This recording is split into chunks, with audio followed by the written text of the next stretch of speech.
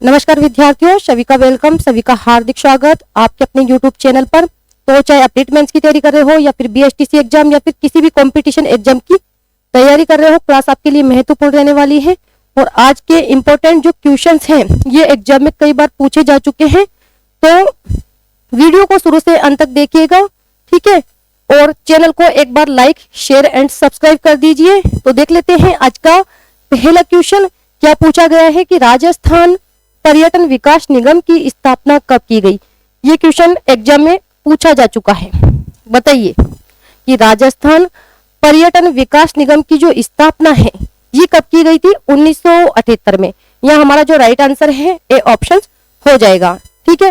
लेकिन अगर पूछा जाए कि राजस्थान में जो पर्यटन विकास है उसको उद्योग का दर्जा कब दिया गया, ठीक है। क्वेश्चन आ सकता है कि पर्यटन को उद्योग का दर्जा ये कब दिया गया, कौन बताएगा।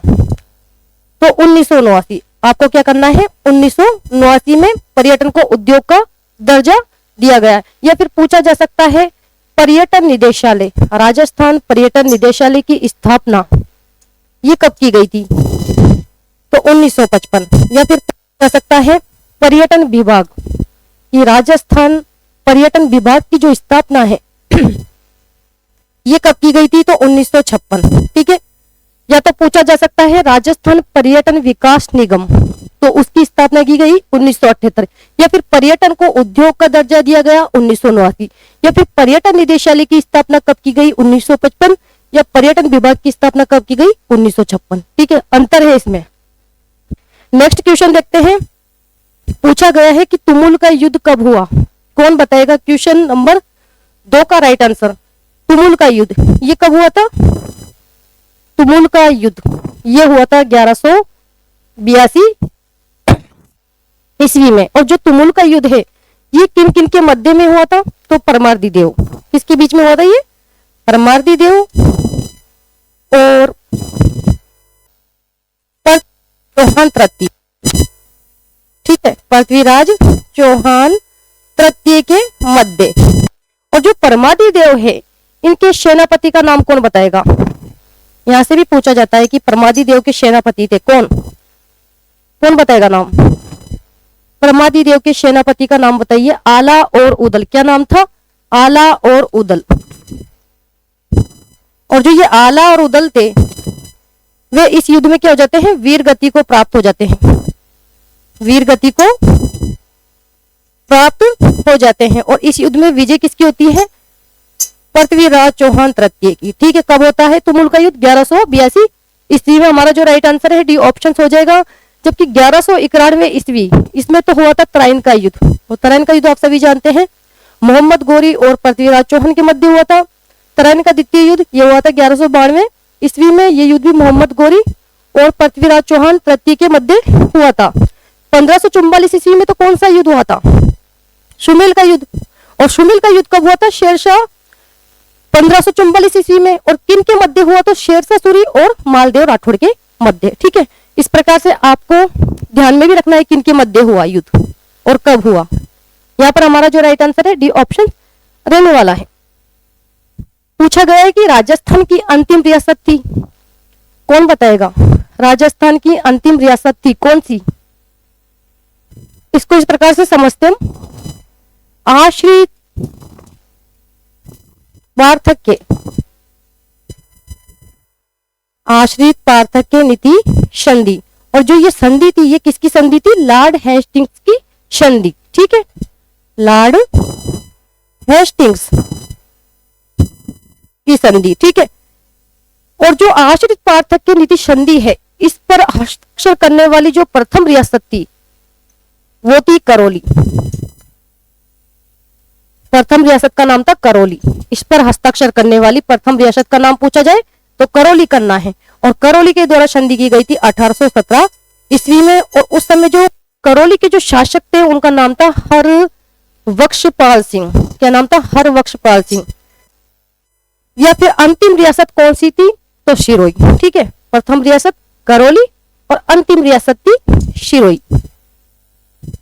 अंतिम रियासत very very most important question पूछा जा सकता है कि आश्रित पार्थक्य नीति संधि पर हस्ताक्षर करने वाली अंतिम रियासत थी, तो सिरोही, आपको ध्यान में रखना है। और सिरोही के द्वारा संधि की गई थी कब? 1823 ईस्वी में। और उस समय जो सिरोही के शासक थे उनका नाम था क्या? शिव सिंह। ठीक है, पूछा जा सकता है। तो यहाँ पर हमारा जो राइट आंसर है बी ऑप्शन हो जाएगा। और जो टोंक है ये तो राजस्थान की एकमात्र मुस्लिम रियासत थी। पूछा जा सकता है कि एकमात्र राजस्थान की मुस्लिम रियासत का नाम बताइए, तो टोंक। ठीक है, आगे बढ़ते हैं, देख लेते हैं क्वेश्चन नंबर 4 कि मारवाड़ का प्रताप कहा जाता है। Very very most important. ये क्वेश्चन एग्जाम में कई बार पूछा जा चुका है, पेपर में आपको आगे भी देखने को मिल सकता है कि मारवाड़ का प्रताप कहा जाता है किसे? राव चंद्रसेन को। ठीक है, मारवाड़ का प्रताप या फिर प्रताप का अग्रगामी, प्रताप का अग्रगामी या फिर मारवाड़ का भूला बिसरा राजा, भूला बिसरा राजा, या फिर मारवाड़ का विस्मृत नायक, कैसे भी पूछा जा सकता है। मारवाड़ का विस्मृत नायक किसे कहा जाता है? तो वो कहा जाता है राव चंद्रसेन को। और जो ये राव चंद्रसेन है ये किसके उत्तराधिकारी थे? राव चंद्रसेन किसके उत्तराधिकारी थे? मालदेव के। ठीक है, और मालदेव को तो क्या कहा जाता है? हसमत वाला राजा। क्वेश्चन पूछा जा सकता है कि हसमत वाला राजा कहा जाता है, तो वो कहा जाता है मालदेव राठौड़ को। ठीक है, या फिर अजीत सिंह को कहा जाता है कान का कच्चा राजा। पूछा जा सकता है कि कान का कच्चा राजा कहा जाता है, तो ये कहा जाता है अजीत सिंह को। जसवंत सिंह, इन्हें कहा जाता है महाराजा। ठीक है, महाराजा की उपाधि मिली है इन्हें। तो यहाँ पर हमारा जो राइट आंसर है बी ऑप्शन रहने वाला है। क्लियर यहाँ तक? आगे बढ़े, देख लेते हैं आज का लास्ट क्वेश्चन। पूछा गया है कि निम्न में से मारवाड़ी की उपबोली नहीं है, कौन बताएगा? निम्न में से मारवाड़ी की उपबोली कौन सी नहीं है? भाई मेवाड़ी तो मारवाड़ी की उपबोली है, थली भी आप सभी जानते हैं ये भी मारवाड़ी की उपबोली है, और देवड़ावाटी ये भी मारवाड़ी की उपबोली है। जबकि चौरासी किसकी उपबोली है, कौन बताएगा? चौरासी ये किसकी उपबोली है? ढूंढाड़ी की। ठीक है, ढूंढाड़ी की उपबोली। इसके अलावा आप बताइए ढूंढाड़ी की और कौन कौन सी उपबोलियां हैं? या तो पूछा जा सकता है एग्जाम में राजावाटी, या फिर पूछा जा सकता है तोरावाटी, राजावाटी, तोरावाटी, या फिर नागरचोल, या फिर काठेड़ी। ठीक है, या फिर पूछा जा सकता है किशनगढ़ी, या फिर अजमेरी, या फिर हाड़ौती, या फिर चौरासी। ये किस बोली की उपबोली है? तो ये सारी जो बोलियां है ये है ढूंढाड़ी की उपबोली, ढूंढाड़ी की उपबोली है ये। ठीक है, तो यहाँ पर हमारा जो राइट आंसर है वे क्या रहने वाला है? D options. ठीक है, तो ये थे आज के महत्वपूर्ण क्वेश्चन, और एग्जाम की दृष्टि से सारे क्वेश्चन जो हैं वो इंपॉर्टेंट रहेंगे आपके लिए। ठीक है, तो आज के सेशन को यहाँ पर ही समाप्त करते हैं। और क्लास अगर आपको अच्छी लगी हो तो लाइक कीजिएगा, शेयर कीजिएगा, और चैनल पर पहली बार आए हो तो चैनल को लाइक, शेयर एंड सब्सक्राइब करना ना भूलें। तो नेक्स्ट क्लास में मिलते हैं, तब तक के लिए धन्यवाद। Thank you so much.